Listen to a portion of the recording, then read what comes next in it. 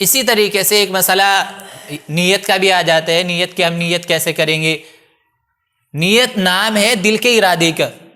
اب چاہے وہ آپ فرض نماز پڑھ رہے ہوں، چاہے نفل نماز پڑھ رہے ہوں، چاہے جنازے کی نماز پڑھ رہے ہوں، یا اس کے علاوہ کوئی بھی نماز پڑھ رہے ہوں، جو نیت ہوتی ہے وہ دل کے ارادے کا نام ہے. آپ گھر سے نکلے کہ مجھے نماز پڑھنی ہے عشاء کی یا ظہر کی نماز پڑھنی ہے، بس نیت ہو گئی. آپ کا گھر سے نکلنا یا وضو کرنا بس یہ نیت کے لیے کافی ہے. اب یہاں آ کر کے پھر یہ کہ 4 رکعت فلاں ٹائم کی امام کے پیچھے رک میرا فلاں طرف اور پھر اللہ اکبر، ایسے اتنی لمبی نیت کرتے ہیں، اس کی ضرورت نہیں ہے.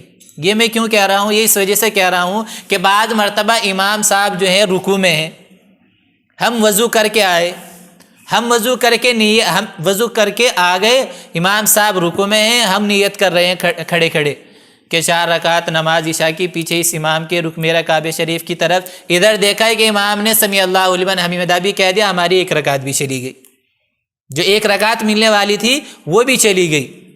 تو اب ایسے موقع پر اتنی لمبی نیت کرنے کی کوئی ضرورت نہیں ہے. آپ نے وضو کیا، آپ آئے، امام صاحب جو ہیں رکوع کے اندر ہیں، آپ نیت باندھے کھڑے ہوئے کچھ دیر کے لیے اور فوراً رکوع میں شامل ہو جائیں، ہو جائے گی نماز. تو نیت کا جو مطلب ہم یہ سمجھ لیتے ہیں کہ زبان سے کہنا ضروری ہے، ایسا کچھ ضروری نہیں ہے. نیت نام ہے دل کے ارادے کا، اس لیے صرف ہمیں دل سے جو ہم نے ارادہ کر لیا ہے نماز کا، بس وہ بھی کافی ہو جاتا ہے. اللہ تعالی ہم سب کو عمل کی توفیق عطا فرمائے.